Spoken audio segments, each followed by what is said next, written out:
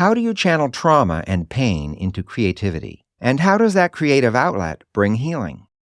We're going to talk with Melissa Sheridan about how all of this fits in with her career, how she manages her time to accomplish what she does with an abundance of other things going on in her life. We'll also talk about her creative process for writing, creating music for specific scenes, and more.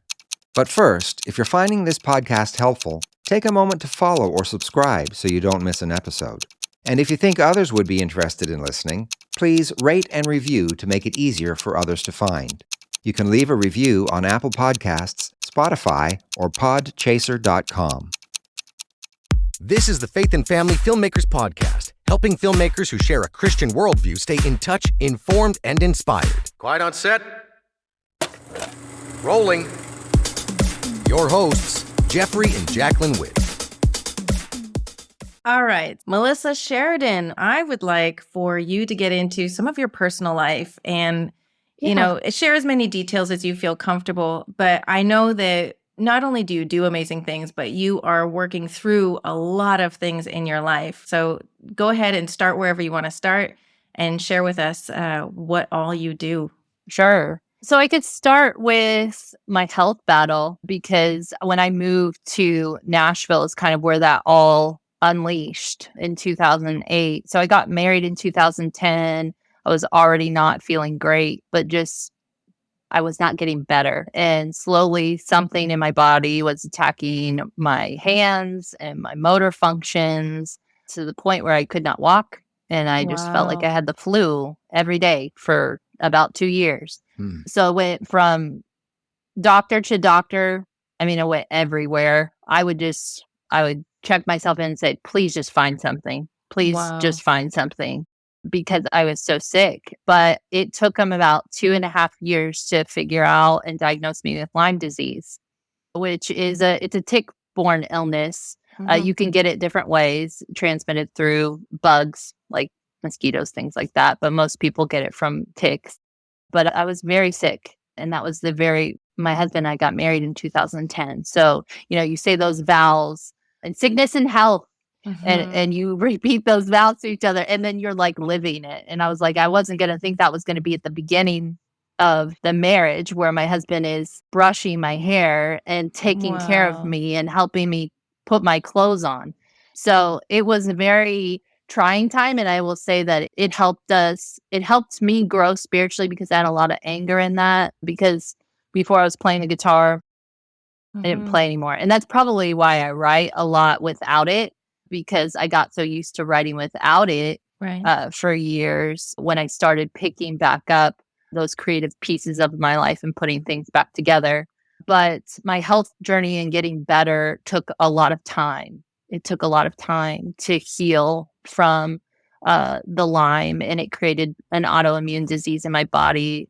So that is managed now. I manage a lot of the symptoms of that through healthy eating, managing stress, rest. Rest is so important for your life. It's more important than, whatever you think you need to write. You really have to rest your body. And so just listening to your body and being able to understand when you need to rest, because those were the forced rest years of my life where I couldn't move. But it humbled me. It taught me a lot about asking for help. I was really bad at that. So it taught me a lot in those seasons. But one thing that I think writers can glean from that, any creatives that might be struggling with health or any struggles in their life, is sometimes the best way to get through pain is to purpose it into writing or being creative in some way. And so I really got a lot of emotions out through songwriting and writing other things, journaling, stuff like that. Yeah, I can imagine. So it really helped me through that time. But shortly after I got better, which is around like 2011, 12, that's when I started working full-time for Nashville Youth for Christ. Before that, I had to quit my job because I couldn't work. I couldn't do anything, which is just, if you were a control freak like me, that is just the worst case scenario, to not be able to have a job and get around. It is literally the worst. But God had a lot to teach me in that waiting period of my life. in that breaking period of my life. And he was so gracious to me, even in, my anger and my frustration. Mm-hmm. So got better. I love my job. That's my day job. I work for Nashville Youth for Christ. We work with teen moms. We work in the prison with students, 11 to 19-year-olds. Wow. And honestly, a lot of that stuff is just even more heavy than any physical battle that I could go through, what these kids are dealing with. So it's a joy to be able to speak into their lives and to be able to minister in that way. But through that process of getting better, I became a mom. Mm-hmm. And so I was going to ask, when did the babies come? Yeah, when did the babies come? I was definitely better. I was in a healthy place with my sickness and my autoimmune disease. So it's definitely better. And I will say that, I brought my kids to writing sessions and they wrote songs with me, and they're in a lot of voice memos on my phone too. I think involving your kids in the creative process is fun because they learn how to be creative through you. I think that's important. But it's also important to know that family should come first. Like, I know that I am best, useful in the kingdom when I am a good Christian believer first, a good wife, and a good mom. And then everything else is the overflow from those things, right? Mm-hmm. Everything else is an overflow from me being in alignment with where God wants me to be. And for the longest time, I think it was a push and pull between me and God. Like, I really want to just have songs on the radio. You have these ideas for your life, but did you ask? Is that what God wants for you? Did you ask? So I think that I've just done a lot of growing in this last year. And when you become a mom, you learn so much through your kids. But I think one thing that it did awaken in me that had been shut off for a while is joy. I go to therapy twice a month, but I struggle with PTSD. And so that has been really hard for me. One, because I'm not a war veteran. So I felt like a complete fraud taking on that kind of title, or somebody telling me, oh, you have PTSD, when I've not fought in any wars like people have, overseas. And so that was really, really hard for me to digest that. But I've had a lot of trauma. I've had a lot of childhood trauma. I've had a lot of trauma surrounding, most recently we've been working through, which is where I will say a lot of my inspiration for my last screenplay came from, Let Her Go, which is about a girl who takes a nanny job with a family and finds out through the story that there aren't any children. And so that was inspired by some things that I had went through. When I went on a mission trip to Jamaica, I was taken in broad daylight. And so I think there are parts of your story, right? There are parts of your pain and things that you go through in your life that they can serve as a prison, or they can serve as a catalyst for you to use. You can use those things to kind of move you into a healing space. And I've just learned over the years how to be able to do that better, because for a while I was really stuck. I was stuck in the fear of lots of things. But I think my kids have really shifted my perspective and brought out a lot of joy and childlike things inside of me and grown that. That's amazing.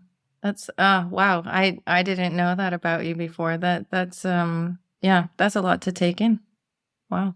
Yeah, sorry if it's too much. No, it's all good. It's all good. You It's can just cut stuff out, because what should I share? What should I not share? I'm not going to cut it out, because here's the thing.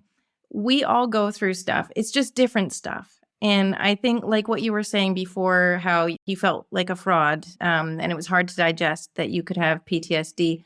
Anybody else that hears about what happened would be like, well, of course you have PTSD. But then the things that happen in our own life, we downplay and say, well, yeah, but that's just a thing that happened. And we all have a thing that we have to, trust God for healing and to overcome and to move past in our life and stuff like that. So thank you so much for sharing that. Yeah.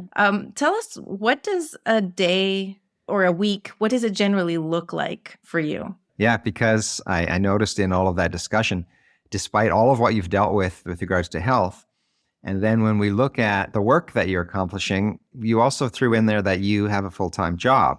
So you have a full-time day job, and some people might be wondering about juggling Yeah. all of that and a full-time job and the Yeah. children and everything else in your life and still accomplishing what Sure. you're doing. So before I got sick, it was full time. I'm part time now. And I will tell you that happened through setting up good boundaries in my life and knowing what you're capable of and what season. I think it's important to look at, are you resting? Are you most useful for the kingdom, or are you being like used? And so I was in a position with Youth for Christ where I was spending a lot of energy and I wasn't very useful for the kingdom. And that was not good for anybody. So I'm part time with Youth for Christ, which in ministry part time. What does that even mean? But I try and keep it more part time.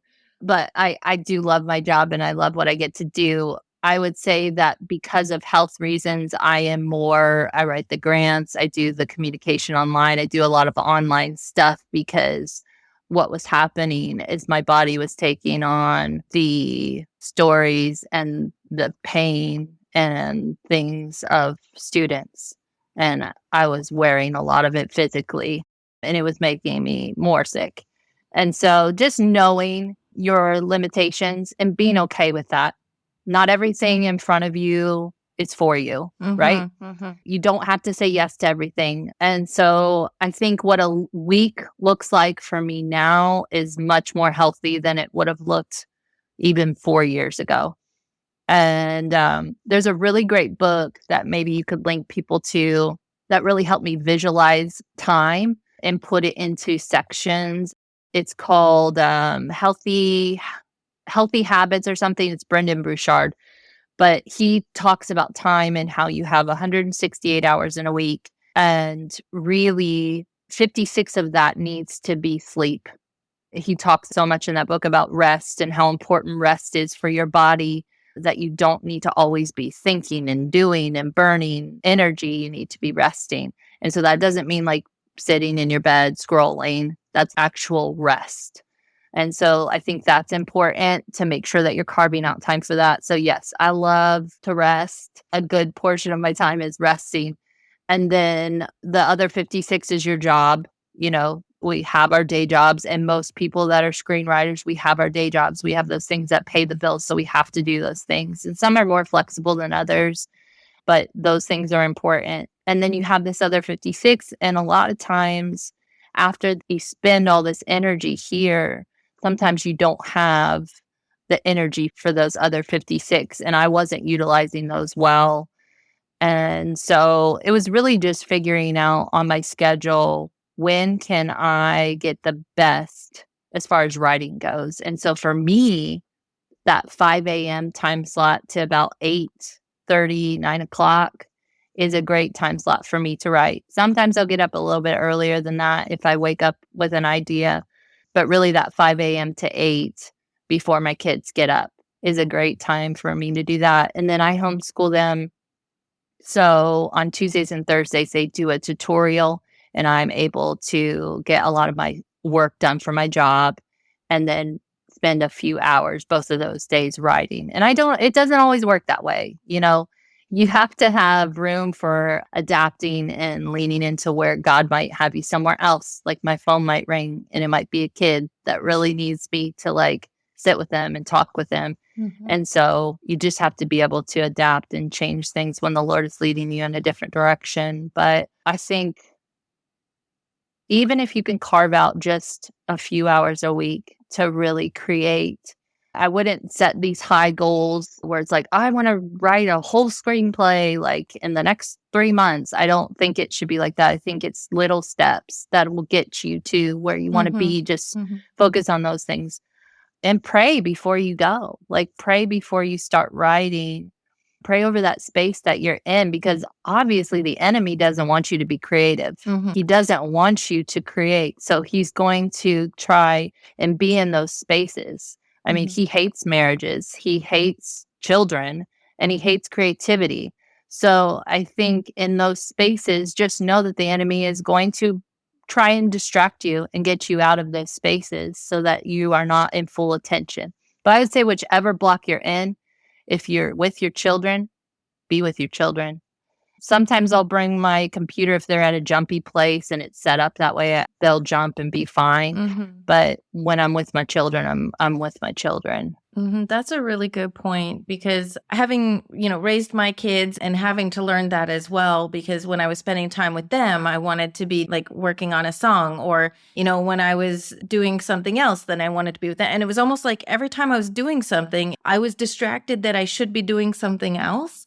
But that's what you're doing right now. And if that's what you've set aside, that is what this time is for, then be there in the moment, fully doing that thing, instead of thinking I should be this, or I have to remember to do that, or I wish I could be doing this other thing. When you manage your time, as we're talking about, then you get to do all the things. But if your mind is elsewhere, then you're missing out on the full experience of the things that you're planning to do with your life. And I also like what you said about having the lofty goal of, I want to, write this screenplay within 3 months or whatever. There definitely are some people that can do that. But the thing is, different seasons in life call for a different pace. And I know when I was raising my kids, I was juggling a whole lot. And so sometimes I only had 2 hours a week to work on it. But man, I was focused in those 2 hours, and it adds up. It really does. Yeah, it definitely adds up. And I would say be kind to yourself.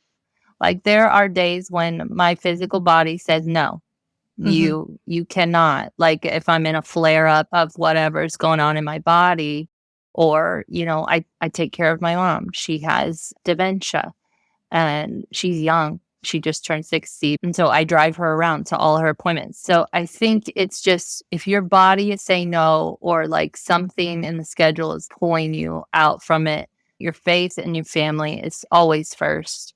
There will be more time to write. And it's okay. Just be kind to yourself, though. Like, if you didn't write, don't gang up on yourself and say, I'll never write again. Right. Yeah. Everything is trash. Yeah. Yeah. Like, oh, I'm out of my routine. It'll never happen again. Yes. Because we can do that too. Like, when I finish something and then it's done, and you just kind of get in your head, and we can be not nice. The enemy's not nice. Yeah. Yeah. And I know even when I was learning to write screenplays, and, I would get feedback that would challenge me, where I didn't know how to fix what wasn't working. I knew what wasn't working, but I didn't know how to fix it. And yeah, I had to process a lot of thoughts telling me, like, see, you're never going to figure this out. Like, this isn't your thing, or, it's just for fun. Like, a lot of doubt. I know I struggle with self-doubt, but I think I realized fairly young that I have those thoughts, like that self-doubt happens, but that it doesn't need to stop me. If I just keep going, like, trust the process, right? You're never going to be good right away. Like with your husband writing 300 songs and then only 4 get cut. Some people can be like, oh man, after however many songs I wrote and, I don't have anything cut yet. Well, sometimes it is a bit of a numbers game, and you got to trust that process. You got to keep working. You got to keep figuring out what is it that's missing and how do I, overcome that, and just keep pushing forward. Yeah. And it's not that those are bad songs, because man, there are some really good songs in my husband's phone, and I'm like, oh my gosh, this song is so good, it needs to be on the radio. So it's not that too. It's just knowing that, like, that's not the life for that song, and maybe that's not the life for that script, but just knowing and trusting God has you. I'm a firm believer when I'm going with like creative ideas, or I'm going to write something new, it's definitely from him first. It's not for me. And so if I lead with that, the idea is from him, and then I just kind of roll with it and go. And then I finish it, and it's for him. So it's not for me. Do you have any strategies that you use to either manage your time or to pay attention to your body? Like, what are some things that you look for or specifically and intentionally pursue? Well, I intentionally pursue not being in groups of people. No, I know what really flares me up bad is, for some reason, when I am in big group settings and meetings and stuff like that. So I'm just really careful with that time. Even when I go to festivals, it's like, go to a few classes, take a break, and just know your limits. So my body lets me know really quick if it's too much. My jaw will start locking. Like Oh, wow. it's pretty bad. So I'll know right away if it's not good. I've just learned more.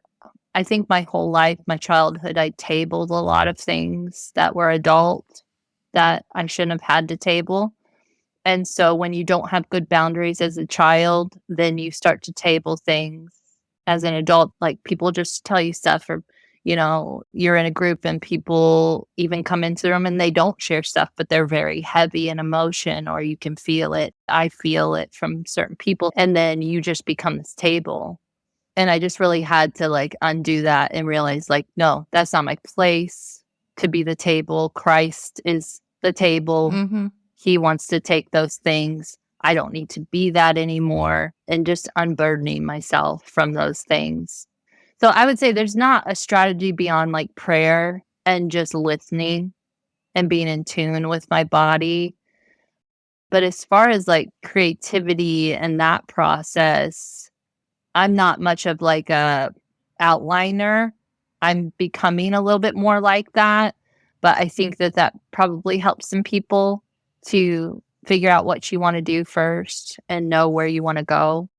So having like a clear picture of where you want the story to go, I think can help.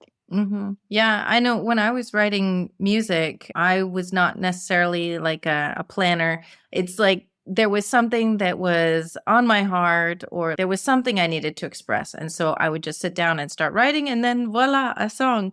But I'm not that kind of writer where it's like, okay, I want to write a song today, and then I have to think about what I want to write about. I find that kind of process very difficult because there's nothing driving it forward. There's no emotions that are like pushing me to express. So then it's a very different process. The times I've written the most songs is when I've been going through stuff that I need to process. So a lot of my songs are definitely just me either encouraging myself or needing to express, whether it be pain or joy or whatever, but I don't know how to approach it from just I'm going to write a song kind of thing. I can do it with a script, so that works, but well, that's great. So how does that work for you? Like whether it be songwriting or screenwriting, do you have a different approach for the two of them? Yeah, I would say for songwriting, if it's something for a specific scene, it's what do I see in the scene? What would carry it forward? Because music it's another language in your film. It's speaking a dialogue on its own. Right. And so what message do you want that to convey during that montage scene? What is going to carry that scene forward? What are the actors doing? What do you see? What do you feel? What emotion does this song need to feel like to move that scene forward or like bring it to the top? And so that's how I would approach it if I was writing specifically for a scene. And then if you're co-writing, if you're in a room where you're writing for an artist, I would say just listen more than you talk and be in the room as like a co-writer, like where it is a joint effort and you really are trying to get the best song for that person because you're writing for the artist. So you want them to love it, not just you. So it definitely needs to be their voice. It can still be your words and your ideas, but it definitely needs to come under alignment with their voice and what they want to say, or it won't get cut. So yeah, that's a hard lesson when you're in the room with people. But, screenplays, every idea that I've had this far, it was just a knowing. It was just a knowing. I know I need to write that. And then the Lord just gives me ideas for it. So it wasn't, hey, I have this script idea. I will say that this latest project I started writing for started that way. I met them at a networking opportunity. So I think those are great. It was ICFF, the International Christian Film Festival. We met in Nashville this year. I think sometimes it meets in Florida. I was sitting next to a guy. I misheard that he does audiobooks and things for the Dead Sea. I thought he said squirrels. And so I was like, oh my gosh, my kids love those books. Like they love them. And he's like, really?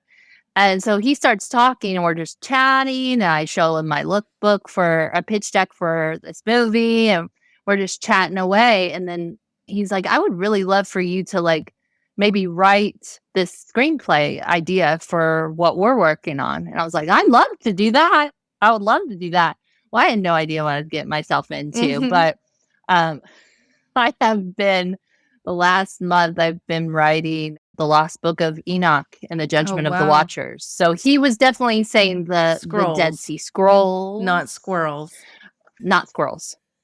But that awesome. That was a lot of fun. I'm really glad that I misheard him because this has been a lot of fun for me. I would say that going into any writing assignment with an attitude of learning and gratitude really sets you up to just pour out. Because when I'm creating from a place of desperation, like when I'm desperate for something, it doesn't work. But when I'm creating from a place of adoration for the Lord and my love for creativity, it's the overflow, right? Yes. And so those ideas, I think they just come together. Amazing. Well, thank you so much for sharing just so much of your personal life, your career experience, all of that. It's been extremely interesting and beneficial. So thank you so much for joining us for the podcast. Yeah, thank you for having me. Just before we go, Melissa, can you tell us about some of the projects that are out there now, people can find, people can watch, and where? Okay, great. Yeah, so God's Country Song is on PureFlix. It's still available on PureFlix, and you can buy it. And our proof of concept is on my Instagram and Facebook, so you can see it on there. And that's the Christmas one? Yes, that's the Christmas one, Back to Christmas. And you can follow me on the socials because most of our stuff still lives on paper. And so I'm going to festivals. I've got one in February that we're going to because our proof of concept is up for some awards, which is exciting because it's a secular festival and I love that. Nice.